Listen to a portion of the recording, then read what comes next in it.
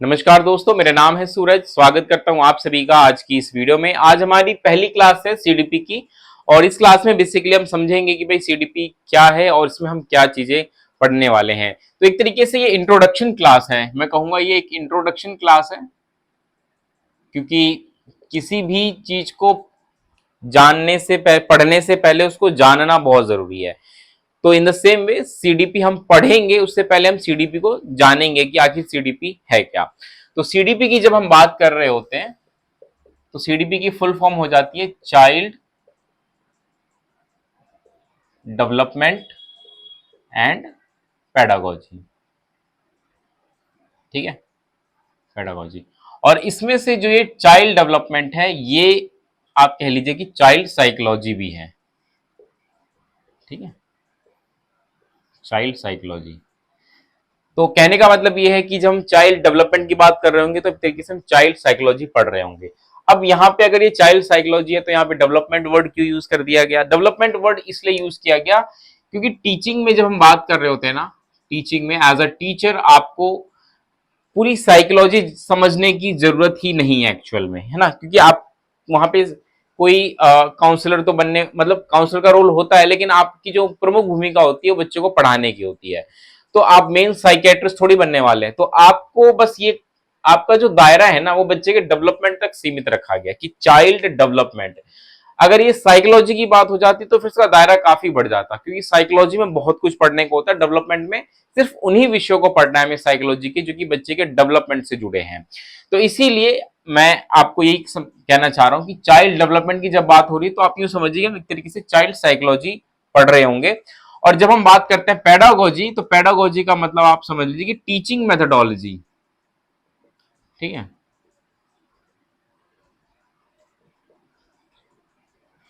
जब तक आप बच्चे की चाइल्ड साइकोलॉजी को नहीं समझेंगे आप अपनी टीचिंग मेथोडोलॉजी को शेप नहीं कर पाएंगे।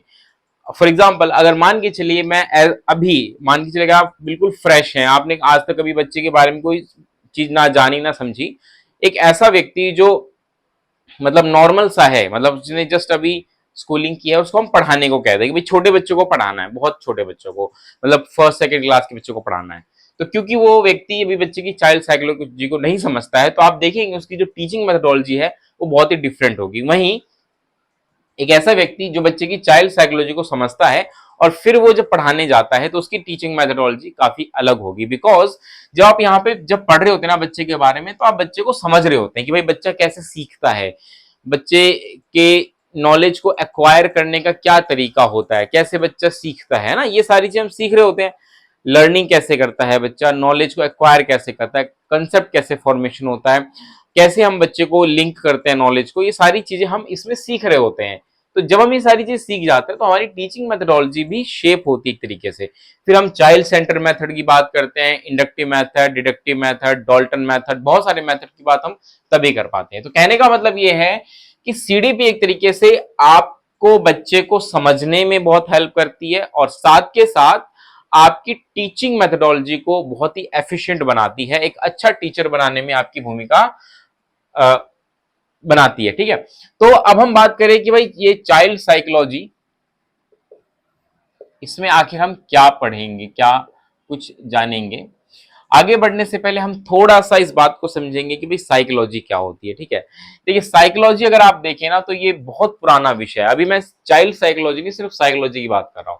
साइकोलॉजी एक बहुत पुराना विषय है, जितना पुराना हम कह सकते हैं कि फिलॉसफी है। ठीक है, फिलॉसफी यानी कि दर्शन शास्त्र, उतना ही पुराना साइकोलॉजी भी है। साइकोलॉजी जो वर्ड बना है ना, इसके अगर आप शाब्दिक अर्थ को जानेंगे तो कुछ और ही मीनिंग निकल के आता है। फॉर एग्जाम्पल, जैसे हम बात करें साइकोलॉजी, तो ये ग्रीक वर्ड से मिलकर बना है। ग्रीक में दो वर्ड्स होते हैं, पहला है साइके प्लस लोगोज। ठीक है, तो साइके का मतलब हो जाता है आत्मा और लोगोस का मतलब हो जाता है अध्ययन। तो शायद अब आपको लग रहा होगा कि हम साइकोलॉजी में आत्मा का अध्ययन करते हैं। ये इसका शाब्दिक अर्थ है, इस पे हमें नहीं जाना है। शुरुआत में जब साइकोलॉजी के बारे में बात होती थी ना, आज से लगभग मान के चलिए जब हम बात करते हैं अरिस्तु की, सुकरात की, उस वक्त की जब आप बात करें तो उस वक्त साइकोलॉजी का अपना कोई स्वतंत्र रूप नहीं था, वो फिलोसफी के अंदर ही मानी जाती थी। क्योंकि अगर आप देखिए अरिस्टो, सुकरात, सारे फिलोसोफर हैं और ये सारे लोग आत्मा की बात करते हैं फिलोसफी में, है ना। फिलोसफी में आत्मा की बात करते हैं, और जब भी आत्मा की बात होगी साइकोलॉजी वहां पे एग्जिस्ट करेगी। लेकिन धीरे धीरे, खासकर जब हम बात करते हैं 1870s के आसपास, है ना, इसका जो रूप होता है वो बिल्कुल अलग होने लगता है फिलॉसफी से, और एक एज इंडिपेंडेंट सब्जेक्ट ये अपना रूप लेती है। तो शुरुआत में साइकोलॉजी जो थी उसके शाब्दिक अर्थ पे अगर आप जाएंगे तो ये आत्मा का अध्ययन बन जाता है। लेकिन अगर आप मॉडर्न बात करें कि वर्तमान में क्या अभी भी इसका यही मतलब है कि हम आत्मा का अध्ययन करने वाले हैं? नहीं, इसका अर्थ यह है it is a scientific study of human behaviour and mental processes. ठीक है, यानी कि वर्तमान में जब हम साइकोलॉजी की बात करते हैं तो वो एक तरीके से ह्यूमन बिहेवियर और मेंटल प्रोसेस का साइंटिफिक स्टडी करती है, ये है साइकोलॉजी। ठीक है, इस बात को समझिए। अब ये जो बात कर रहे हैं हम कि साइंटिफिक स्टडी, ये शुरुआत होती है 1879 में। 1879 में एक बहुत बड़े साइकोलॉजिस्ट थे जिनका नाम था विलियम वुंट। ठीक है, विलियम वुंट। इन्होंने 1879 में जर्मनी के लिप्जिंग यूनिवर्सिटी में पहली बार आप कह सकते हैं कि साइकोलॉजी के लैब की स्थापना की थी। अब ये लैब किस लिए बनाया था? ये बनाया गया था साइंटिफिक स्टडी करने के लिए कि हम ह्यूमन के के मन की या उसके बिहेवियर की साइंटिफिक स्टडी कर पाए। तो ये 1879 में विलियम वुंट ने किया था, और 1879 के बाद से ही अगर आप देखें तो साइकोलॉजी का जो स्वरूप होता है वो मॉडर्न हो जाता है, धीरे धीरे साइंटिफिक हो जाता है। इससे पहले तो बस बातें हुआ करती थी कि आत्मा ये है, आत्मा वो है, आत्मा ऐसे काम करती है, आत्मा का ये होता है, मरने के बाद वो होता है, इस तरह की बातें हुआ करती थी। लेकिन अभी वर्तमान में अगर आप देखें तो जो हम साइंटिफिक स्टडी की बात करते हैं इसकी शुरुआत 1879 से होती है, जब विलियम वुंट पहली बार लिप्जिंग यूनिवर्सिटी में साइकोलॉजी के लैब की स्थापना करते हैं। उसके बाद अगर आप देखेंगे तो साइकोलॉजी में भी बहुत सारे अलग अलग विचार आने लग जाते हैं। ठीक है, जैसे मैंने आपको बताया कि शुरुआत में जब हम बात करते हैं साइकोलॉजी की तो आत्मा के अध्ययन की बात करते हैं। लेकिन जो विलियम वुंट होते हैं ये कहते हैं कि हमारा जो माइंड होता है, ये माइंड कहते हैं। ठीक है, माइंड। ठीक है, आत्मा को माइंड, यानी कि हिंदी में अगर आप बोले तो मन। ये कहते हैं मन के हम स्ट्रक्चर की बात करेंगे। ठीक है, क्या बात करेंगे? स्ट्रक्चर की। विलियम वुंट कहते हैं कि मन के स्ट्रक्चर की बात होगी। ठीक है, लेकिन इसके बाद अगर आप देखेंगे तो इससे हटके एक और विचारधारा के लोग आ जाते हैं जो कहते हैं नहीं, मन के फंक्शन की बात करेंगे हम। भाई मन का स्ट्रक्चर क्या है ये जान के हम क्या करेंगे? हमें तो मन का फंक्शन देखना है ना कि मन आखिर क्या काम करती है, उस पर ध्यान देना है। उसके बाद इससे हट करके एक और विचारधारा बाद में आ जाती है जो कहती है कि यार तुम क्या इनमें फंसे हुए हो कि कुछ लोग कह रहे हैं मन के स्ट्रक्चर की स्टडी करेंगे, मन के फंक्शन की स्टडी करेंगे, ये सब करके हम क्या कर लेंगे? जो चीज हमें दिखाई दे रही है वो तो बिहेवियर है।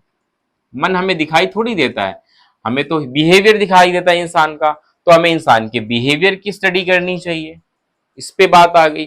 फिर धीरे धीरे जैसे जैसे चीजें और अच्छी हुई और डेवलप हुई, उसके बाद आप देखेंगे कुछ एक और निकल के आ जाते हैं ह्यूमैनिस्टिक।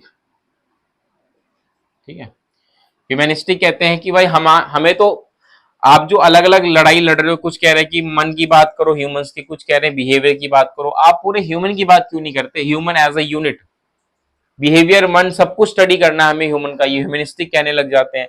उसके बाद निकल के आते हैं कॉग्निटिविस्ट, क्योंकि धीरे धीरे जैसे जैसे साइंस तरक्की करता है हम ये समझ जाते हैं कि हमारा जो ब्रेन है उसका एक स्ट्रक्चर है, उसमें कुछ मेंटल प्रोसेस होते हैं।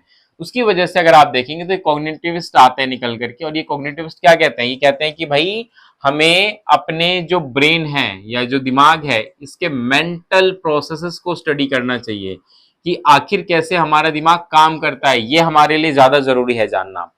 तो यहाँ पे अगर आप देखें तो ये अलग अलग विचार के लोग यहाँ पर निकल के आ रहे हैं। और ये शब्द मैं आपको इसलिए बता रहा हूं क्योंकि मैं आपको अब जो भी कुछ पढ़ाऊंगा आप बार बार इन शब्दों को देख रहे होंगे, तो ध्यान रखिएगा।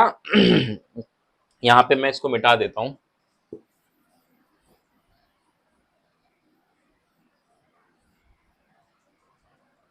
ध्यान रखिएगा, ये जितनी भी चीजें हम बात कर रहे हैं ये सब कुछ हम साइकोलॉजी के बारे में बात कर रहे हैं। तो ये सब कुछ साइकोलॉजी को लेकर के थी कि साइकोलॉजी में कैसे कैसे धीरे धीरे डेवलपमेंट होता है और कैसे उस साइकोलॉजी में भी अलग अलग विचारधाराएं निकल के आ जाती हैं, और जिसमें से मैंने लगभग 6-7 आपको बता दी हैं। ये आपको मतलब समझ लेना है कि भाई क्या है इनमें, क्या बेसिक डिफरेंस है, क्योंकि आगे आप इन वर्ड्स को बार बार पढ़ रहे होंगे। तो ये सारी चीजें हैं, लेकिन प्रॉब्लम क्या थी अभी तक भी कि भाई ये जितने भी लोग हैं ना ये सब कुछ ह्यूमंस के बारे में बात कर रहे होते हैं, और ह्यूमन जब बात कर रहे हो तो एज अ अडल्ट, अडल्ट की बात हो रही होती है कि भाई ये जो अडल्ट होते हैं ये किस प्रकार से मतलब इनका जो मन है या बिहेवियर है वो काम करता है। कोई भी बच्चे की बात नहीं कर रहा था। लोग सोचते थे कि जैसे हम अडल्ट के बारे में सोच रहे हैं, जो थ्योरीज अडल्ट के लिए बन रही है साइकोलॉजी में वही बच्चों पर भी काम आएगी, लेकिन ऐसा नहीं हुआ।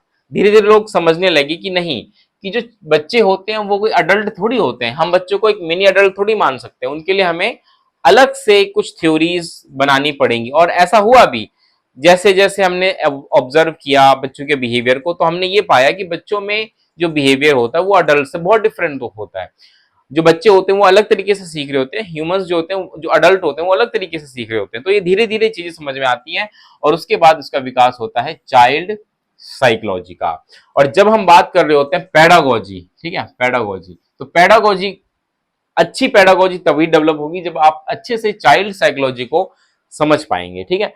तो अब आने वाले समय में हम जो भी चाइल्ड साइकोलॉजी में पढ़ रहे होंगे, बहुत सारी चीजें हम पढ़ रहे होंगे, अलग अलग थ्योरीज पढ़ रहे होंगे, अलग अलग डेवलपमेंट के एस्पेक्ट्स पढ़ रहे होंगे, लेकिन इस बात का ध्यान रखिएगा कि क्योंकि मैंने आपको बताया कि साइकोलॉजी में कुछ विचारधाराएं निकल के आई थी, जो भी कुछ हम पढ़ रहे होंगे वो इन विचारधाराओं के इर्द गिर्द ही पढ़ रहे होंगे, ठीक है। तो ये कौन कौन सी थी? पहला जो मन के स्ट्रक्चर की बात कर रहा था उनको कहा गया स्ट्रक्चरलिज्म, ठीक है। ये कहते थे कि हमारा जो मन होता है ना, क्योंकि देखिए मन दिखाई तो देता नहीं है, लेकिन यहाँ पे आपको समझाने के लिए मैं एक सर्कल बना रहा हूँ कि मान के चलिए मन है, तो ये कहते थे कि हमारे मन का जो स्ट्रक्चर है उस पर ध्यान देंगे कि हमारा मन कैसे बना है, मतलब क्या क्या इसमें एलिमेंट्स हैं, किन एलिमेंट्स को मिला करके बना, ये स्ट्रक्चरलिज्म कहता था। उसके बाद आता है फंक्शनलिज्म, फंक्शनलिज्म, ठीक है, जिनका मेन फोकस इसके स्ट्रक्चर पे नहीं होता बल्कि ये कैसे काम करता है, हमारा मन कैसे काम करता है, कैसे हमारे अंदर कोई विचार आता है, कोई इमोशंस आते हैं, मन कैसे सोचता है, ये फंक्शनलिज्म कहता था, ठीक है। उसके बाद फिर आया बिहेवियरिज्म, ठीक है, जिसने ह्यूमन बिहेवियर के बारे में बात की कि भाई हमारा जो ह्यूमन बिहेवियर है उसके बारे में आप स्टडी करो, कहाँ मन में, मन के स्ट्रक्चर या मन के फंक्शन में उलझ गए। उन्होंने कहा कि भाई आप व्यवहार पे काम करो, कि हमें हम क्या समझना है, हमें ह्यूमंस के बिहेवियर को समझना है, वो हमारे लिए ज्यादा जरूरी है। तो इस पर बात करने लगे। उसके बाद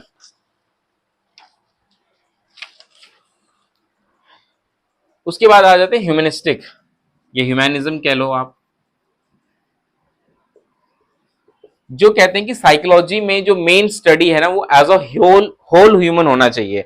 मतलब ऐसा नहीं कि आप कभी ह्यूमंस के मन की बात कर रहे हो, या ह्यूमंस के कभी आप मन के स्ट्रक्चर की बात कर रहे हो या बिहेवियर की बात कर रहे हो। आप एक काम करो भाई, आप as a human complete study करो ना। तो ये ह्यूमनिस्टिक साइकोलॉजी में आता है। उसके बाद अगर आप देखें तो इसमें फिर हमने देखा कॉग्निटिविज्म,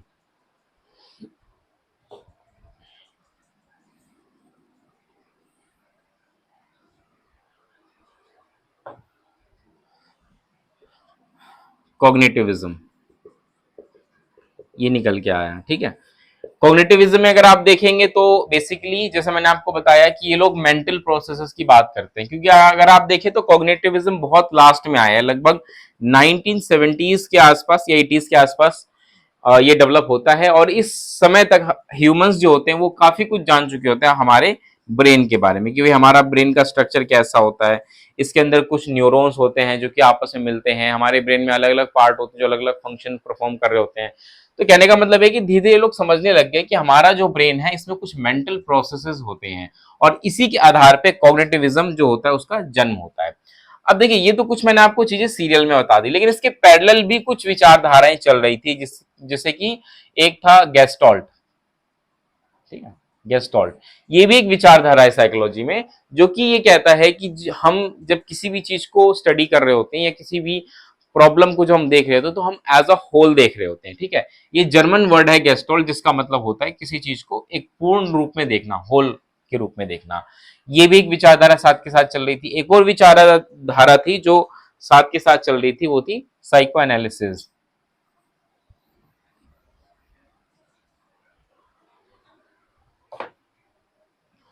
साइको एनालिसिस,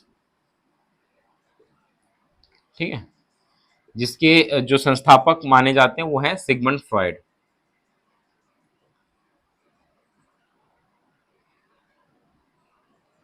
ठीक है।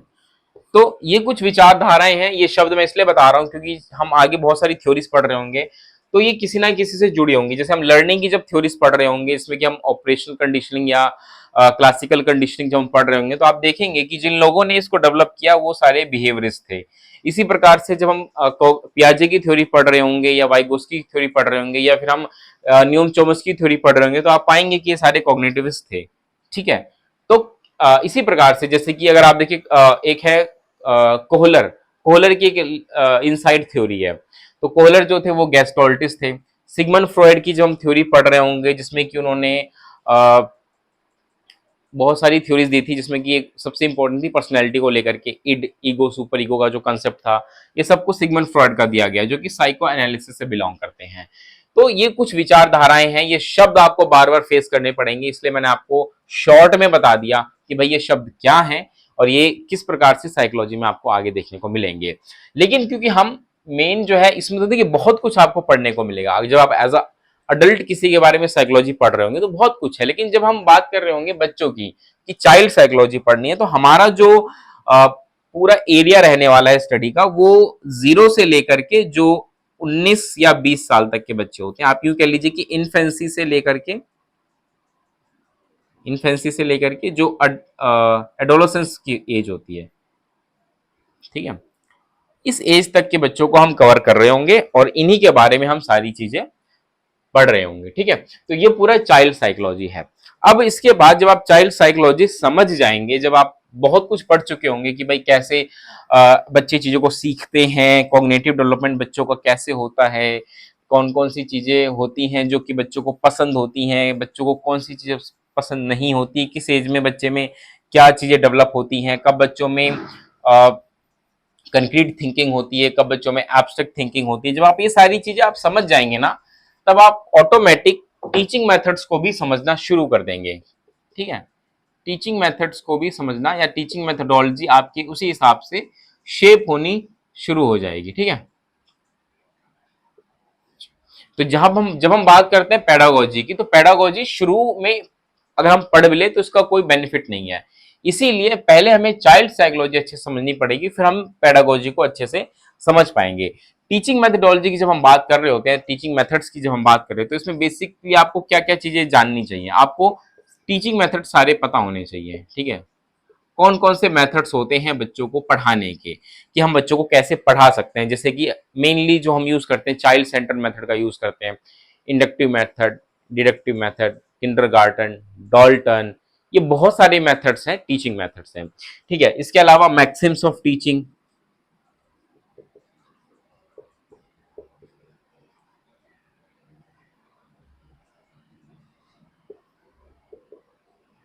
जिसमें कि जनरल टू स्पेसिफिक हो जाता है, एब्स्ट्रैक्ट कंक्रीट टू एब्स्ट्रैक्ट हो जाता है, ठीक है, नियर टू फार हो जाता है। मतलब बहुत सारे मैक्सिम्स है, मैक्सिम्स मतलब प्रिंसिपल्स, ठीक है, कि भी टीचिंग के भी बहुत सारे प्रिंसिपल्स हैं जो कि हमें जानने हैं। ये सारी चीजें जब हम तभी समझ पाएंगे जब हम चाइल्ड साइकोलॉजी को अच्छे से पढ़ लेंगे, ठीक है। तो कहने का मतलब ये है कि पेडागोजी का संबंध एक तरीके से आपकी टीचिंग मेथडोलॉजी को लेकर के होता है, और जब हम बात करते हैं चाइल्ड साइकोलॉजी, तो ये हम बच्चों की साइकोलॉजी की, बच्चों को हम समझ पाए, ये बहुत जरूरी है, ठीक है।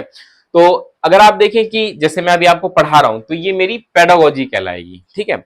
अब क्योंकि मुझे पता है कि भाई आप जो बच्चे इस वीडियो को देख रहे हैं, आप ये सारे के सारे जिनकी एज लगभग 20 से 30 साल के बीच होगी, तो मैं इस बात को समझ रहा हूं कि भाई आप को अगर मुझे पढ़ाना है, अगर मुझे अपनी पेडागोजी ठीक करनी है, तो मुझे आपके बारे में पहले पता होना कि भाई आप एक अडल्ट हैं, आपका सीखने का तरीका क्या है। ये सारी चीजें मैं तभी जान पाऊंगा जब मैंने साइकोलॉजी पढ़ी होगी, और साइकोलॉजी क्योंकि मैंने जब पढ़ ली तो मैं ये समझ गया कि आप कैसी चीजों को सीखते हैं, और फिर मैंने उस हिसाब से अपनी पेडागोजी डिजाइन की। अब मान के चलिए आप, क्योंकि चीजों को, आप अडल्ट हैं, आप चीजों को अच्छे से कैप्चर करते हैं, आप एब्स्ट्रैक्ट थिंकिंग कर पाते हैं। अब यहाँ पे मैं आपको प्लेवे मेथड से पढ़ाने लग जाऊं, लेवे मेथड से पढ़ाने लग जाऊं, तो ये बिल्कुल भी मतलब रिलेवेंट नहीं है यहाँ पे। तो कहने का मतलब क्या है कि मेरी टीचिंग मेथडोलॉजी क्या होगी, मेरी पेडागोजी जो होगी वो कैसे होगी, ये तभी तय हो पाएगी जब मैंने चाइल्ड साइकोलॉजी अच्छे से समझ रखी होगी। वही अगर मैं छोटे बच्चों को लेक्चर मेथड से पढ़ाने लग जाऊं, मतलब फर्स्ट क्लास के बच्चों के साथ अगर मैं लेक्चर मेथड यूज करने लग जाऊं, तो इट मीन्स कि भाई मैंने अच्छे से चाइल्ड साइकोलॉजी नहीं समझी है। तो इसीलिए जरूरी है, जो मैं अब आपको आगे पढ़ाऊंगा ना, तो शुरुआत में मैं आपको चाइल्ड साइकोलॉजी अच्छे से समझाऊंगा, जहां पे हम बच्चों के डेवलपमेंट के जितने भी एस्पेक्ट्स होते हैं ना, उसको अच्छे से हम कवर कर रहे होंगे, ठीक है। फॉर एग्जाम्पल बच्चे के physical development, cognitive development, emotional development, language development, ये सारी चीजें हम सीख रहे होंगे। फिर हम लर्निंग के बारे में बात करेंगे कि बच्चे चीजों को कैसे सीखते हैं। फिर हम बच्चे के इंटेलिजेंस के बारे में बात करेंगे कि बच्चे का जो इंटेलिजेंस है वो कैसा होता है, हम मतलब किसको इंटेलिजेंट कहेंगे। ये सारी चीजें हम सीख रहे होंगे, ठीक है। और जब हम सब कुछ जान लेंगे, फिर हम पेडागोजी पर आएंगे कि मतलब कि एक बार आप ये समझ जाए कि बच्चे कैसी चीजों को सीखते हैं, जानते हैं, फिर हम ये बात, इस बात पर चर्चा करेंगे कि आप बच्चों को पढ़ाएंगे कैसे, ठीक है। तो कहने का मतलब ये है कि चाइल्ड साइकोलॉजी एंड पेडागोजी में आप क्या पढ़ेंगे और कैसे पढ़ेंगे, उम्मीद है आप समझ गए होंगे। और जैसे कि मैंने कहा था, ये इंट्रोडक्शन क्लास है सिर्फ, जहां पे मैं आपको बिल्कुल बेसिक चीजें बताऊंगा। ये सिर्फ आपको एक तरीके से कह लीजिए कि चीजों को एक तरीके से मैंने हल्का हल्का समझा दिया है कि भाई ये चीजें आने वाले समय में होंगी। मतलब जो भी हम 25-30 क्लासेस जितने भी हम कर रहे होंगे, 50 क्लासेस जितनी भी हम कर रहे होंगे, उसमें हम इस प्रकार से आगे बढ़ेंगे। तो फिलहाल हम इस वीडियो में इतना ही रखते हैं, और अब हम नेक्स्ट क्लास से डेवलपमेंट के बारे में बात कर रहे होंगे। बेसिक मीनिंग क्या होता है डेवलपमेंट का, उसको समझने की कोशिश करेंगे। तो फिलहाल इस वीडियो में इतना ही। वीडियो अच्छी लगी तो लाइक करेगा, शेयर करेगा, और पहली बार चैनल पर आए तो चैनल को सब्सक्राइब कर दीजिएगा। मिलते हैं अगली वीडियो में दोस्तों। इस वीडियो में इतना ही, तब तक के लिए नमस्कार, धन्यवाद।